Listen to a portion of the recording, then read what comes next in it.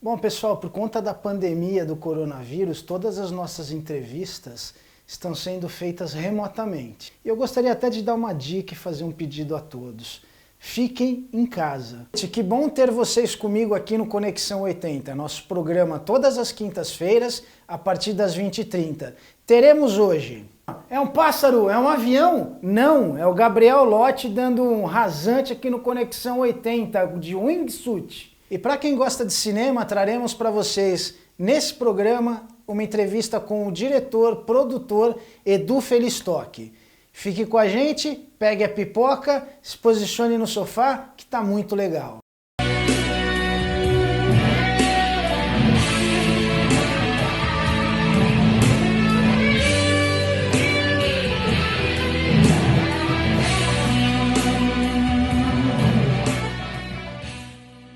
E nesse primeiro bloco nós vamos entrevistar o Dani.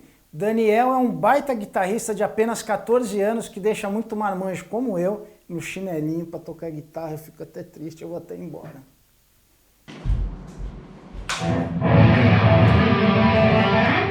E aí, Dani, tudo beleza com você? E aí, tudo bem, Marcão? Marcelo, nossa, eu me confundi. Peraí, corta. Foi mal. Ai, meu Deus. Olha pra aquela câmera. Pô, Dani, impressionante que com 14 anos você toque dessa maneira, com apenas 3 anos, né, de estudo. Eu vejo que você tem várias guitarras penduradas nas paredes aí do seu estúdio, né? Conta pra gente a sua relação com elas. Cada guitarra com uma coisa pequenininha muda completamente o som. Por exemplo, a madeira muda muito o som, captador, os eletrônicos, tudo muda. Quando eu vou tocar blues, eu geralmente pego uma Stratocaster com single coil, que é um captador que traz um som um pouquinho mais doce, assim, um pouquinho mais leve, e dá um estalo bem legal para tocar blues. Daí se for para tocar jazz, por exemplo, eu pego uma guitarra com humbucker e eu uso o captador daqui, que esse captador, ele é um som bem escuro, que para jazz fica muito legal. Mas também, você pode tocar vários estilos diferentes em uma guitarra, mas acaba virando um vício para os guitarristas, assim. A que você atribui tanta eficiência no instrumento? Eu acho que eu estudei bastante, assim, daí eu comecei a ter muita disciplina com a guitarra. Daí eu atribuo isso porque... eu não entendi muito bem a pergunta. Bom, o que eu fiz pra evoluir rápido na guitarra é praticar. Não é uma coisa muito divertida assim, mas vira divertido quando você vê o resultado que dá. Por exemplo, eu pratico essa frase. Eu pratico ela bastante. Daí quando eu chego nela numa velocidade muito rápida, tipo assim, isso me fez evoluir muito na guitarra e musicalmente também. Conta pra gente como você administra o seu tempo. Bom, eu vou pra escola, fico umas 8 horas lá, daí eu volto, e quando eu não tenho prova, eu geralmente pego a guitarra e vou treinando bastante. Eu treino basicamente tipo 1 hora, assim. Para quem quer aprender, quais são as suas dicas, as primeiras técnicas que você recomenda? Bom, vou falar a primeira que é bem essencial, é bem fácil, se chama palm muting. Bom, um acorde sem palm muting seria assim. Um acorde com palm muting seria assim. Isso serve para abafar o som e para música pesada ficar bem legal. Daí tem outra que é muito legal para dar efeito no solo, se chama tapping, que é assim. Daí tem outras coisas, tipo arpejo, trêmulo,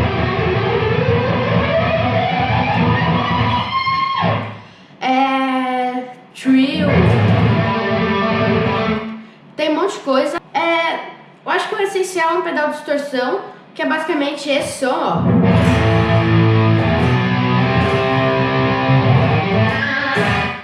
É o som que você pensa nesse som quando você pensa na guitarra, né? E o som limpo é o som sem distorção. Seria assim, ó.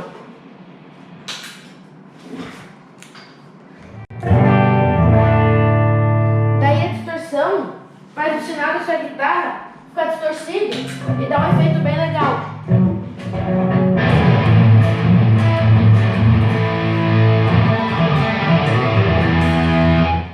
E é o essencial. Qual a importância da sua família no seu desenvolvimento?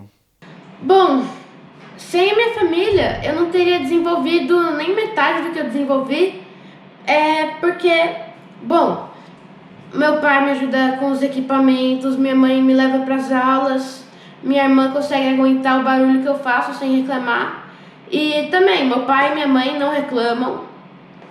Isso é muito bom que tem mãe e pai que às vezes falam pro filho parar e isso acaba tirando o incentivo. Quais as músicas que você vai tocar pra gente neste primeiro programa? Bom, eu vou tocar Mr. Crowley, do Ozzy Osbourne, eu vou tocar Sultans of Swing, da banda Dire Straits.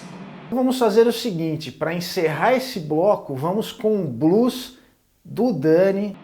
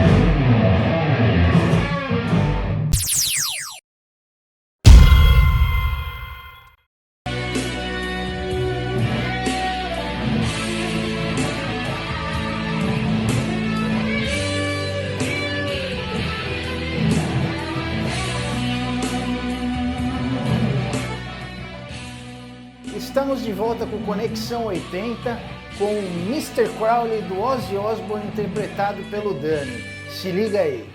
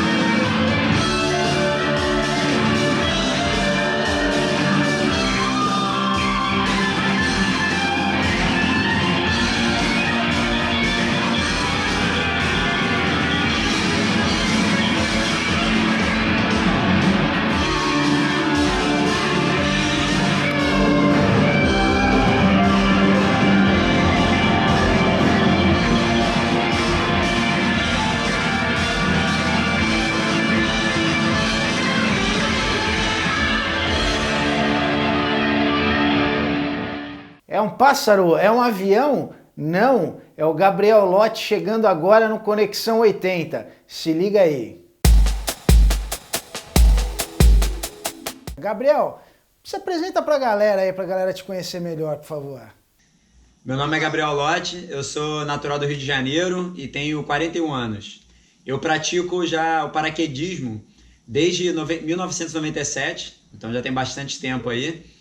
E eu comecei no wingsuit há 10 anos atrás. Só que eu comecei saltando do avião, que é o natural, né? E logo depois eu comecei a saltar da pedra, um ano depois. Então faz 9 anos que eu salto de wingsuit da pedra e 10 anos do avião. Gabriel, sobre aquela história dos arcos do esporte espetacular que você gravou, que você saltou e atravessou os arcos, né, que estavam pendurados por drones. Conta um pouquinho sobre essa aventura pra galera. Em 2017, na verdade, eu competi num campeonato mundial que chama WWL, que é World Wingsuit League, né? Então a Liga Mundial de Wingsuit, e fui campeão mundial. Então, justamente de acertar o alvo. E aí depois eu comecei a brincar mais de acertar outros tipos de alvo, fui evoluindo aí, acertei um alvo na mão de um amigo meu que estava debaixo de um paraquedas, ele segurando um alvo, eu acertei na mão dele. E aí veio essa ideia de fazer uma coisa inédita, né? Porque outros alvos algumas pessoas já tinham feito. Essa na mão do meu amigo foi inédita, e essa do esporte espetacular, que foram drones segurando os aros, né, também foi inédita. A ideia era justamente não acertar o alvo, ou seja, passar no meio ali do arco, o que seria um pouquinho diferente. Qual a diferença do base jump para o wingsuit? Então, no base jump, na verdade a gente chama de base jump o salto de alguma plataforma, um objeto fixo, né? O base ele é uma sigla, B-A-S-E, que significa Building, Antenna, Span e Earth, que seria prédio, antenas, pontes, né, ou construções assim, e terra, o salto da montanha. Então, quando você salta desses objetos, já é considerado base jump. Você pode fazer o base jump com ou sem o wingsuit. O que vai determinar isso? Primeiro, você querer, obviamente. Segundo, a altura do objeto é importante, porque o wingsuit você precisa de objetos mais altos para você poder saltar. O base jump, sei lá, tem maluco aí que faz até de 30 metros. Eu já fiz de 45, mas não curto muito. Mas você faz saltos mais baixos. O paraquedas, ele é exatamente o mesmo. Eu tiro ele do wingsuit, coloco o paraquedas e posso saltar da montanha.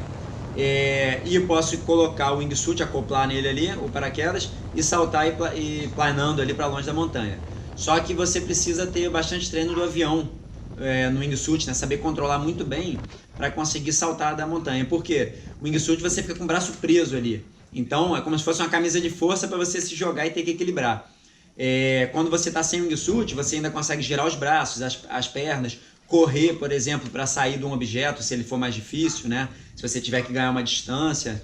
Então, facilita bastante. O wingsuit eu diria que é o segundo passo do base jump. Então, teria que estar um pouco mais avançado. Eu vou mostrar para vocês um pouquinho como é que funciona o wingsuit. Eu tenho alguns aqui atrás de mim, na verdade uns 13 aqui, mais ou menos. Tem uma coleção de wingsuit. Então, vou pegar no cabide aqui, né? Aqui eu tenho alguns. Bom, o wingsuit ele tem as asas de braço, né? E as asas de perna, tá? Elas são separadas, essas asas. Então é um pouco complexo assim, né? A gente entra na parte de aerodinâmica, o que é muito complexo, na verdade. Então quando a gente pula da pedra, o ar ele entra aqui nesse inlet, né? Nesses copinhos aqui, e faz com que infle a asa. E a asa, uma vez inflada, ela fica rígida, né? De certa forma rígida, e a gente consegue entrar em voo. É um pouco mais complexo do que isso, né? Eu falando assim, porque é muito fácil. Se eu falar para uma pessoa assim, você se joga da pedra, ele vai inflar e você sai voando. Você acha que é só colocar uma roupa, abrir os braços ali, a perna e sair voando. Bom, não é bem assim, porque quando a gente salta, você tem que saltar no ângulo correto também. Porque se eu saltar com a cabeça mais alta do que os pés, eu vou entrar em queda e vou acabar deslizando para trás e batendo na pedra. Se eu saltar muito flat, né, ou seja, muito reto aqui, ela não vai deslocar. Imagina pegar uma folha de papel e largar. Quando a gente pega uma folha de papel e larga, ela desce, né, voando para tudo quanto é lado. Ela não tem um voo certo numa direção. Então no wingsuit, quando eu salto da pedra, eu já tenho que estar com a cabeça um pouco mais baixa que o corpo, ou seja, um ângulo mais ou menos de 45 graus, para quando ela inflar, aí sim, na hora que ela inflar, eu ganhar essa rigidez na asa, e conforme eu vou acelerando, né, a velocidade, por causa da gravidade me puxando para baixo, aí sim eu vou começar a deslocar e sair de perto do objeto. Então, por isso é preciso um pouco mais de altura, né, um objeto mais alto, e bastante técnica para conseguir fazer isso aí com segurança. Né? E tem recorde mundial de distância? Então, a gente tem hoje alguns campeonatos. Como o wingsuit ainda é um esporte um pouco novo, eu diria assim, novo da forma como ele está agora, né?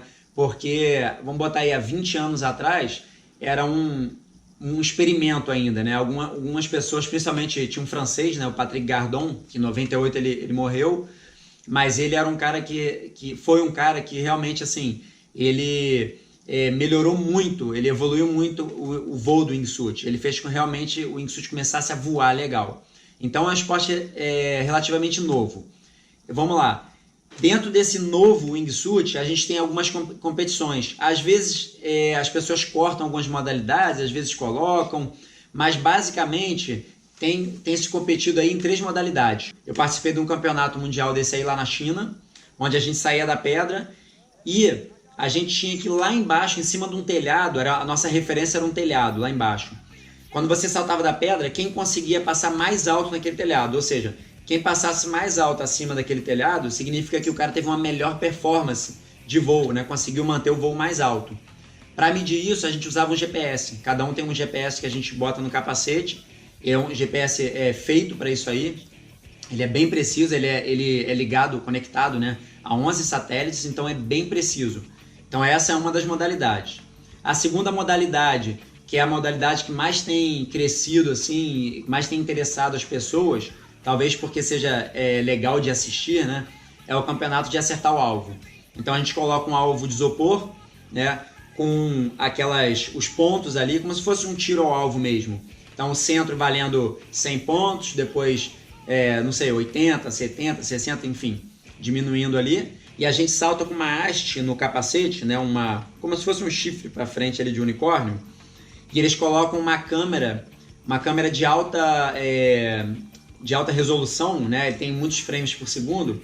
Então a gente vem voando, aonde aquele chifre ali entrar no isopor, a câmera vai mostrar exatamente aonde você acertou com aquele chifre. Se você acertou no meio, fez 100 pontos, se acertou em 80, e assim vai. Então você vai fazer diversos saltos, vai somar esses pontos, e quem tiver mais pontos no final vai ser o campeão. Esse daí eu fui campeão em 2017, e foi assim, muito maneiro, porque foi o primeiro brasileiro, né, a ganhar um campeonato mundial assim, de wingsuit, e para mim foi muito interessante, assim, eu fiquei bem feliz porque foi algo surpreendente, eu não esperava isso aí.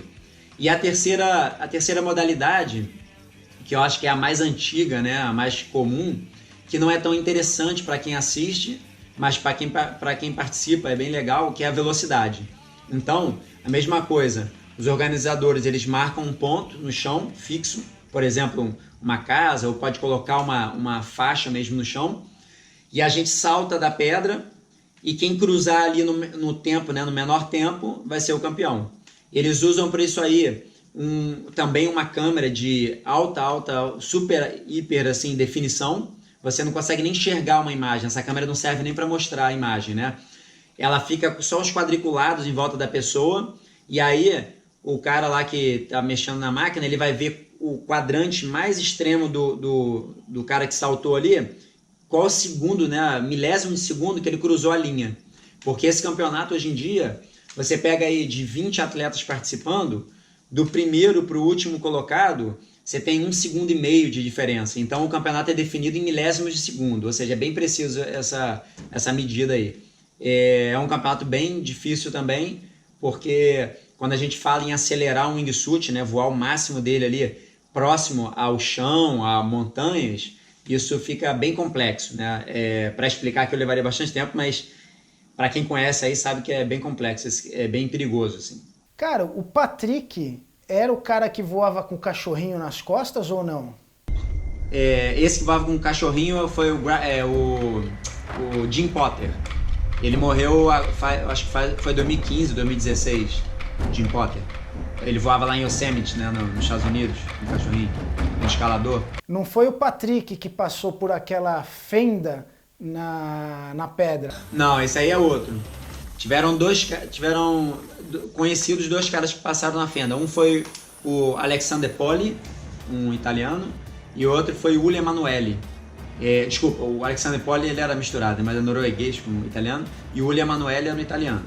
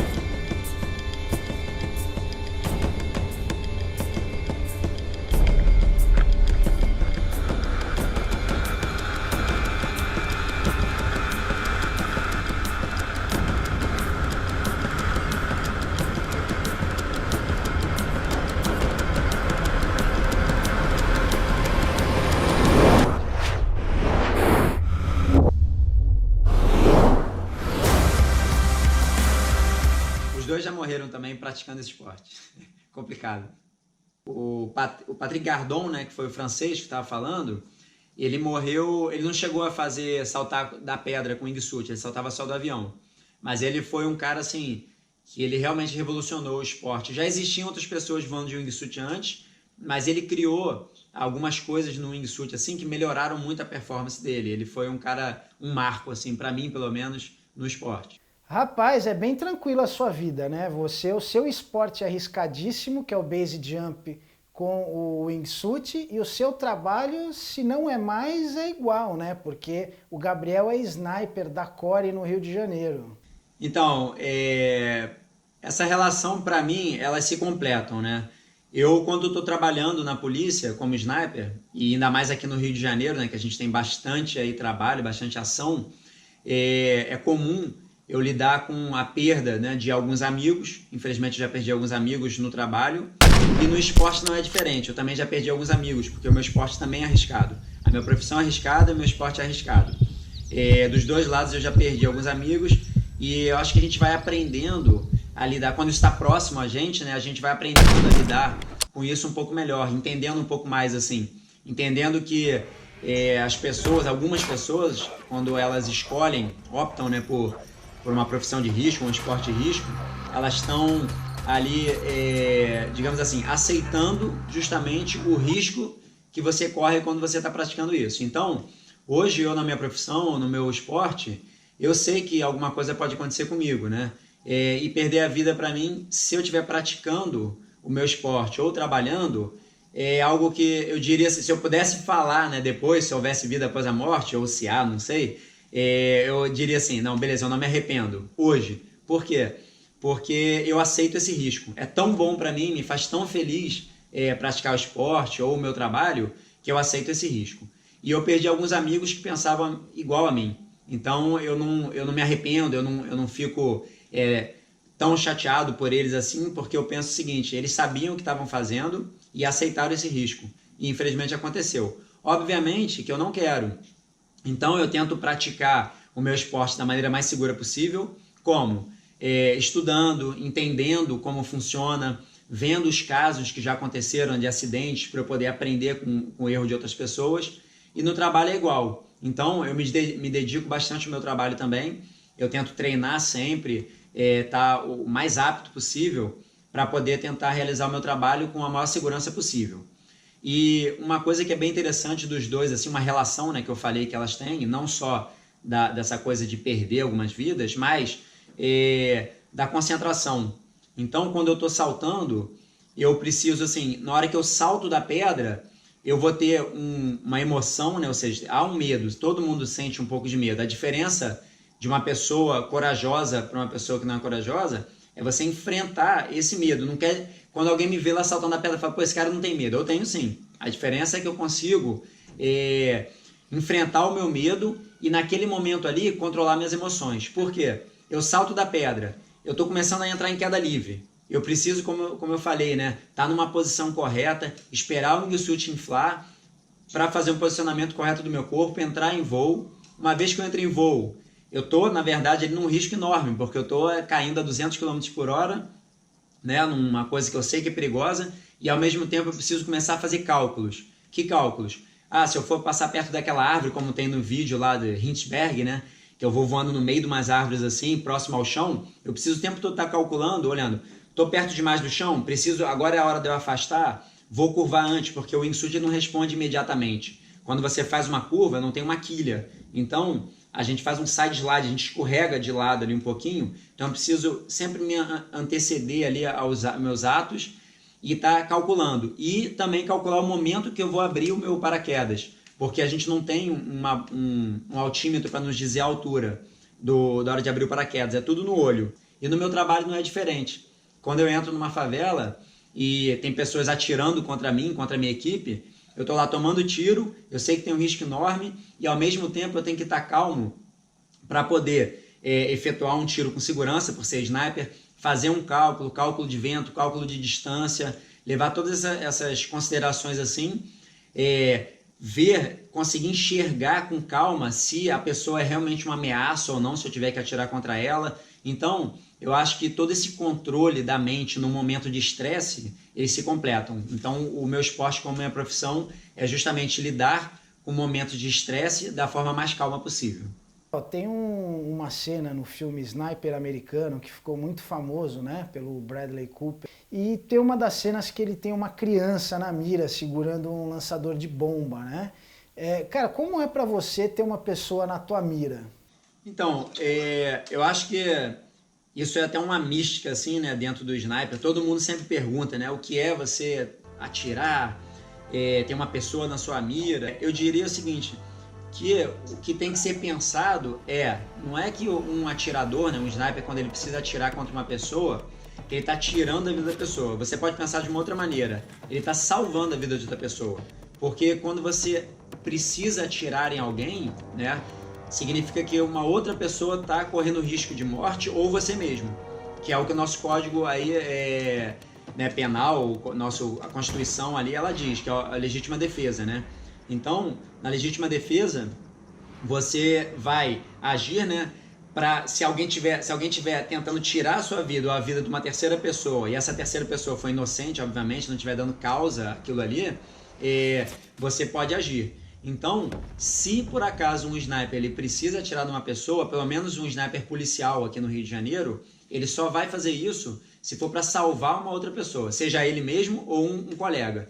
Então, assim, eu acho que fica até mais bonito de dizer assim, né? Eu salvei uma pessoa e não tirei a vida de outra pessoa. Se você me permite, Marcelo, tem uma pergunta para fazer assim que é interessante para fazer as pessoas abrirem um pouco a cabeça, né? Que eu gosto de fazer. É o seguinte, se eu perguntar para as pessoas assim, agora, assim, imediato, né? Para falar rápido, qual o sonho da pessoa? Se ela tivesse todo o dinheiro do mundo, todas as possibilidades do mundo, o que você faria? E tem muita gente que tem que parar, pensar, ficar assim, peraí, aí pensa em comprar um carro, alguma, sabe? Não, fica aquela coisa assim, não sabe. Eu sei, eu faria exatamente a mesma coisa, só que eu viajaria mais vezes. Então, assim, eu já vivo o meu sonho, independente de dinheiro, né?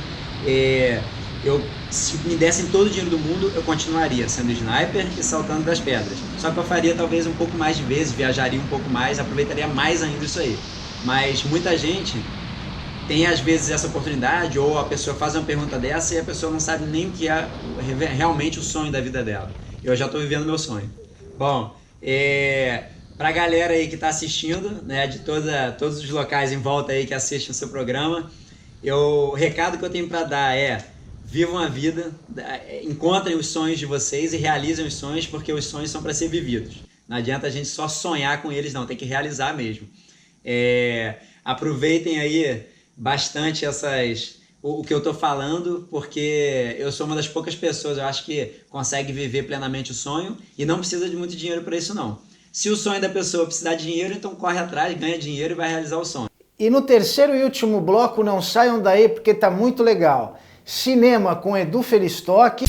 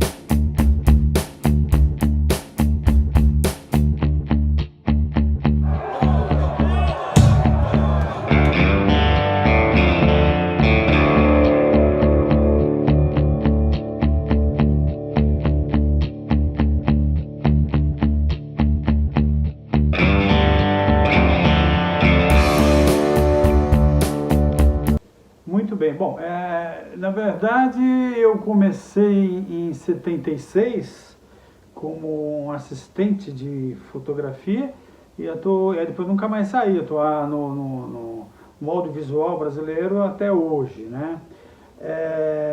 Tudo foi levando, sabe? Uma função dentro do cinema foi me levando para outra função. E foi assim, foi indo, né?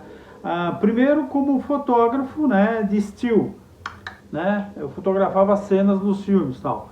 E depois, aí eu comecei a ver, falei, poxa, mas eu acho que eu consigo fazer isso aí, hein? Essa coisa de filmar 24 quadros por segundo naquela época, né? Hoje são 24 frames, né, por segundo. E aí eu dei um pulo para a direção de fotografia. Fui para Cinecittà, fiz um curso, né, em Cinecittà, na Itália, em Roma, né? E aí acabei entrando mais nessa coisa da direção de fotografia para cinema, né? Fui projetando, volto para o Brasil, fiz vários filmes não só para televisão, documentários, mas também para cinema. E quando eu percebo, né, como diretor de fotografia, junto de João Calegaro, de Jean Garret, diretores, né, diretores de cinema bem legais, eu percebo, pô, mas eu acho que isso que o Jean Garret está fazendo e que o João Calegaro está fazendo também, eu acho que eu consigo fazer também. Era um garoto meio, né, opa, vamos lá. E acabei entrando para essa atividade de direção.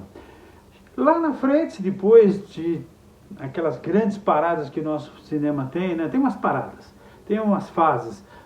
A fase Collor, que parou com o cinema, a gente não produzia mais cinema, não fazia mais cinema. E nessa parada eu fui obrigado a não só fazer mais televisão, mas também como fazer publicidade. Foi o que me sustentou, né? Me deu um ganha-pão, né? E na publicidade é a mesma coisa que o Nereu Cedera fala, né? A gente fazia publicidade que era como se fosse jogar num campinho, né? Se preparando para jogar no Maracanã, né? E aí na publicidade me deu a chance de não sair fora do audiovisual, né? De não perder as novidades, de estar sempre treinando, de entender os novos equipamentos, e foi. Só que chega um momento, né, que a publicidade também ela acaba te condicionando num pacote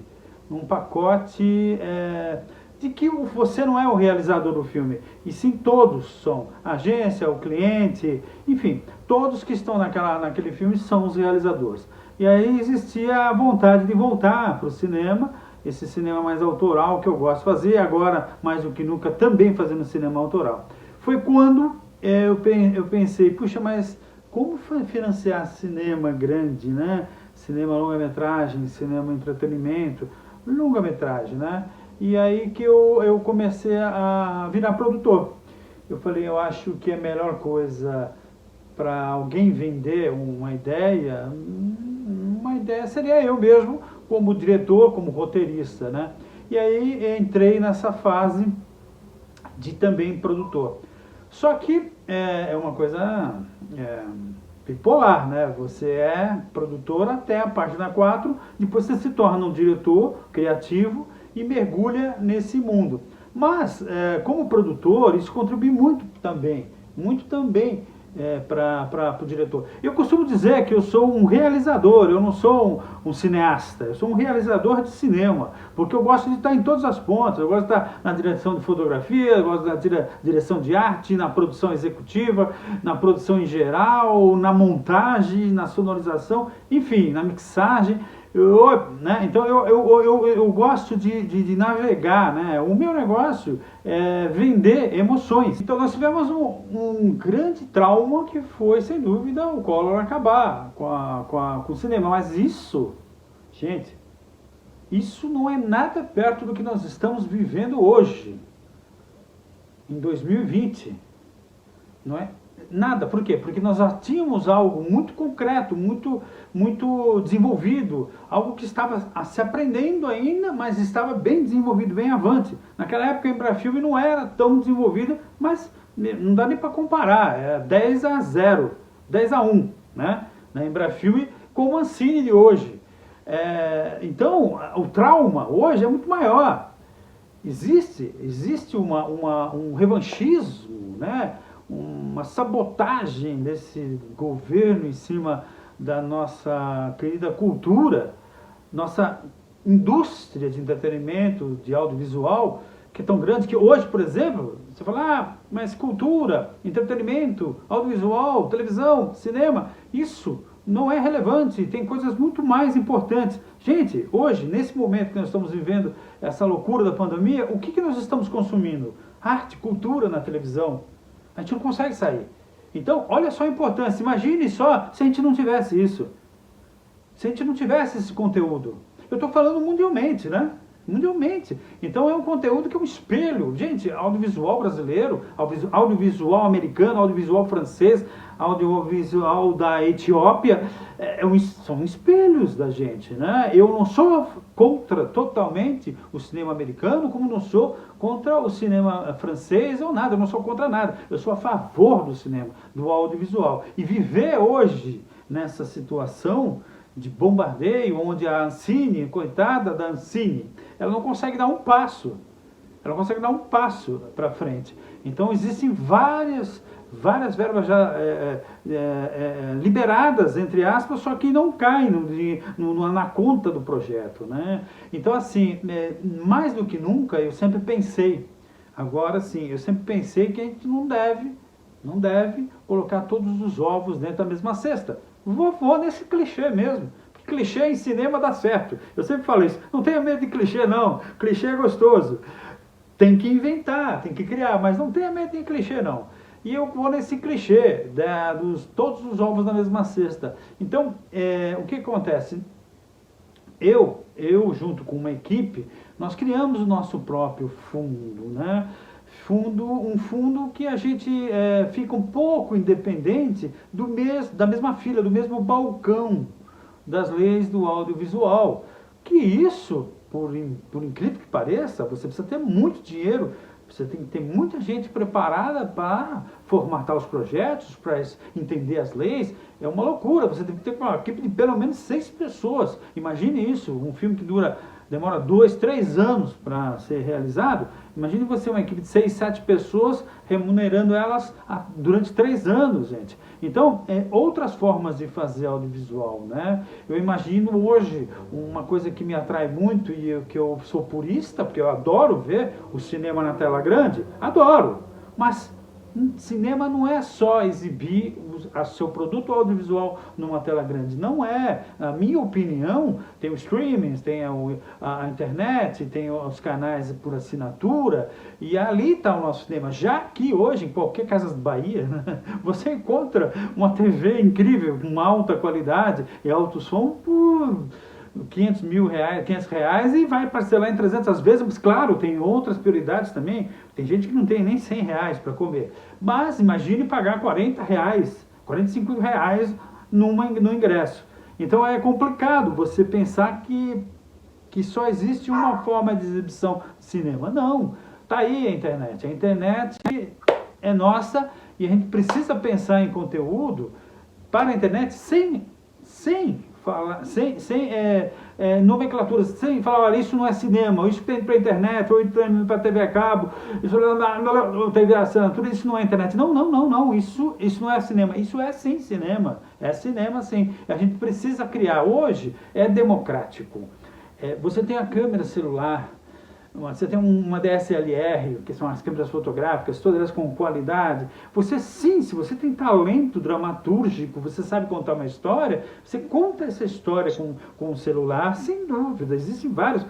Clica aí, filmes que foram feitos com iPhone. Putz, tem um monte, né? Então eu sempre observo assim, que a gente vai ter que reaprender algumas coisas. A gente não pode ficar mole esperando a Ancine, por exemplo, ser recuperada, porque ela está sob ataque. O cinema nacional está sob ataque, a arte está sob ataque no Brasil, o audiovisual está se perdendo. Daqui a pouco a gente não vai ter mais conteúdo para vender.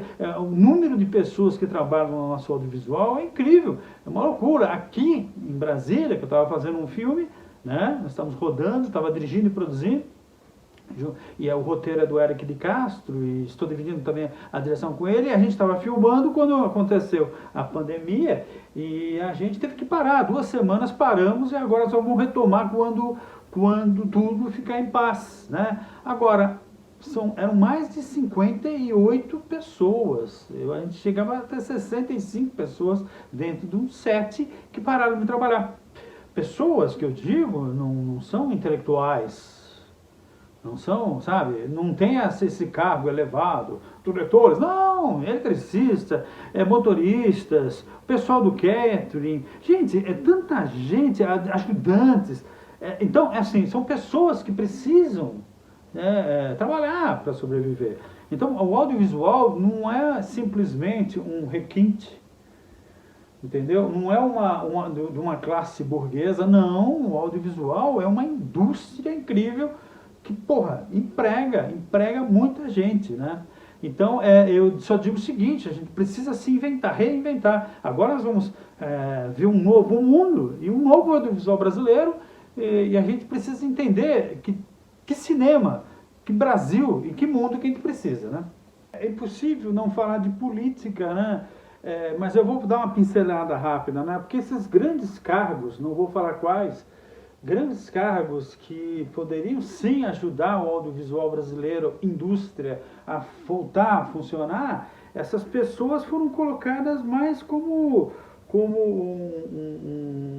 bibelôs, como pessoas que não sabem exatamente como funciona. Tem pessoas que nunca tiveram a oportunidade de produzir nada na vida, produzir audiovisual, né? Então eu vejo uma sabotagem, a contratação de pessoas simplesmente porque são notórias em outra atividade dentro do audiovisual, mas não da atividade produtiva, da atividade criativa já foi provado que é boa, ok, mas e da produtiva, gente, de produzir um filme, tocar uma empresa de filmes não é assim fácil. Então eu só coloco dessa forma. Realmente é um boicote, na verdade é um instrumento lá para poder, sem dúvida, destruir cada vez mais e travar mais a nossa indústria, né? Isso é muito chato, porque tem pessoas que elas vivem disso. Como eu disse, eletricistas, maquinistas, a gente tem o pessoal dos motoristas, das vans, gente, a gente tem o pessoal do catering, da alimentação, a gente tem os aderecistas, a gente tem pessoas que têm famílias, todos nós temos famílias, a gente precisa viver. Então, quer dizer, como cessar, assim, uma indústria e pronto? Mas eu digo isso porque já estava acontecendo antes da pandemia, isso. Não é agora, olha, agora vocês precisam compreender, porque está tudo parado e tal. Não, gente, entendeu? Essa sabotagem do audiovisual, da indústria do audiovisual brasileira já estava acontecendo há muito tempo, entendeu? Muito tempo mesmo, já tem mais de 1 ano e meio. E isso é muito triste. Agora eu penso, como é que vai ser para essas pessoas? Elas vão ter que fazer outro tipo de atividade. Vai ser complicado. Como assim, né? As pessoas se especializam durante anos para ser um aderecista, entendeu? Anos para fazer uma câmera ou fazer um som. Como vai ser isso, né? Os motoristas vão sair, vão procurar outro tipo de coisa, de dirigir automóveis, mas é difícil também, se cessa uma indústria. Imagine quantas pessoas no mercado, entendeu? Desempregadas por aí, procurando o mesmo emprego. É um absurdo, né? Um absurdo a gente verificar que estamos sendo boicotados por aqueles que mais deveriam nos cuidar nesse instante, né? E é um erro dizer que somos privilegiados porque a gente tem dinheiro público, né? A gente trabalha com dinheiro público. Quem fala isso é porque não sabe exatamente nada sobre o audiovisual, o financiamento do audiovisual brasileiro. Se a gente for levar em consideração realmente, ao fundo, a gente verifica que hoje, começou com dinheiro público, sim, a financiar o audiovisual brasileiro, mas hoje, com o fundo setorial, hoje não, antes, né? Hoje não está acontecendo nada. O fundo setorial, ele se realimenta. O fundo setorial existe por causa do Condecine, que é uma taxa que todos os filmes, americanos, gringos, qualquer filme, entendeu, tem que pagar para poder ser exibido. Então, assim, é com esse valor, e é com esse valor que a gente produzia, que a gente financiava nossos filmes. E desse valor, um valor significante de 25% a 35%, ele vai para outras finalidades, como o imposto. Ele vai para o governo e o governo vai destinar para ele, onde é que vai ser, na saúde, se ele vai para a segurança, entendeu? Então, assim, o audiovisual brasileiro, além de se autofinanciar, ele também contribui para as coisas importantes de primeira necessidade, né? Sem dúvida, as prioridades, né? Saúde, educação, enfim. Então a gente precisa verificar e entender mais. Falta a gente explicar de uma forma muito simples como funciona, porque senão sempre vai parecer que a gente está ali mamando na teta, né? Não existe isso, mamando na teta. Somos trabalhadores. O dia a dia da produção é uma loucura. A gente começa às 6 e termina à meia-noite. E quando não começa à meia-noite, termina às 6 trabalhando. Incrivelmente, é o tempo todo. É uma indústria, gente. É uma linha de produção. Então, são trabalhadores. Então, a gente tem que levar em consideração isso. E são trabalhadores tão importantes como a indústria montadora de automóveis ou a indústria de cimento. Enfim, somos nós. Entendeu? Eu tenho certeza que esses mesmos dirigentes, esses governantes que tanto falam, tanto agridem a gente do audiovisual, da cultura, eu tenho certeza que eles chegam em casa, a primeira coisa que eles fazem é ligar a televisão e assistir um filme feito por nós, ou então ouvir um rádio, entende? Ou ir no teatro. Então, assim, durante o dia acabam com a gente, e à noite vão usufruir do que a gente cria, do que a gente produz. Então é uma incoerência tão grande, né? E somos nós libertados, né, de tudo isso. Nós artistas não temos lado, nem esquerda, nem direita, nem nada. Eu costumo dizer que o real artista é o que é o anarquista, sim, uma utopia, o anarquismo, mas que é a forma de observar o que é bom para cá, o que é bom para lá, e o que mistura tudo e vai, pum, entendeu? Então, isso, não tem essa coisa partidária. A gente sempre reclamou, né, o Brasil, não fala sobre política, os brasileiros estão só futebol e novela, e de repente a gente começou a falar de política, gente, né? A gente começou a falar e não para mais. Sim, temos que pesar, temos que peneirar, temos que fazer o filtro, né? Senão todo mundo fica louco, mas, ei, São os novos tempos. Os dirigentes, eles precisam entender isso, que eles precisam ouvir o povo. Mas não ouvir o povo simplesmente para ser reeleito. Não, a sabedoria do povo pede isso, cara. Pede isso. Então, a indústria audiovisual brasileira é um brinco, é um brilho, é uma coisa incrível. Olha só o que as fronteiras que ela abre com o mundo. Quando a gente vai para um festival com nossos filmes, gente, as pessoas ficam sabendo o que é o Brasil a partir dos nossos filmes. Então tem que ter essa observação, mais do que tudo, o respeito com os trabalhadores do audiovisual brasileiro. Existem várias técnicas, né, de preparação. O ator, ele faz um mergulho, um laboratório, às vezes com uma personagem X, Y, Z, para entender. Vai fazer um carvoeiro, ele vai lá entender o que é, como é que é isso. Vai fazer um policial, vai lá, faz treinamento para entender. E como é que faz o diretor? O diretor, no meu caso, entendeu? No meu caso, eu também sou documentarista. Então, a melhor coisa, na minha opinião, é você rodar documentários e rodar filmes de ficção. Rodando documentários, você tem essa coisa próxima dos objetos, das pessoas, da vida, como ela é. Entende? Isso é interessante. Por quê? Porque quando você sai do documentário e vai para a ficção, lá no set da ficção, eu, por exemplo, me sinto muito à vontade de saber que eu estou fazendo uma cena, estou filmando uma cena e sei que ela é verdadeira, que eu já vi aquela cena, que isso aconteceu, entende? Então, a minha preparação é exatamente essa, rodar documentários. Por exemplo, para fazer o filme Cano Cerrado e para fazer o filme Amado, antes disso, eu rodei o filme Cracolândia. Fiquei 4 anos dentro da Cracolândia, filmando, conversando com as pessoas. A equipe, que eram 35 pessoas, ela foi reduzindo, ficou uma pessoa, fui eu.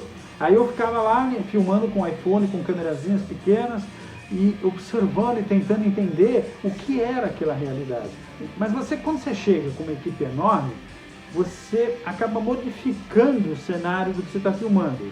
Então, o mais gostoso e o mais genial é todas as cenas que, quando eu estava sozinho, ou então estava com 2 pessoas, foram as cenas melhores, porque eram mais espontâneas. Porque a gente chega com uma câmera, como documentarista, a gente muda, as pessoas mudam. Você faz uma pergunta com a câmera e depois você vira e faz a mesma pergunta, ela não muda, essa resposta é outra, são respostas diferentes. Então, isso tudo não para conhecer plenamente o ser humano, que é impossível, mas ter essas sensações, essa navegação, né, do mundo humano, né? Aí sim você consegue tirar isso um pouco e ir para a ficção. Então, esse é o preparo. E um dos maiores preparos, sem dúvida, é esse, no meu caso. Agora, muita gente pergunta para mim assim, Edu, para ser um realizador de cinema, eu preciso ver muitos filmes? Eu falo, olha, antes de ser um realizador de cinema, antes de ver muitos filmes, você tem que ler e muito. Ler tudo. Bula de remédio. Vai lendo, leia. A gente precisa ler. Porque assim, hoje a gente vê no Brasil, as pessoas conseguem ler, mas elas não interpretam textos, né? Então, como assim você vai transferir do papel, do roteiro, para a cena, né?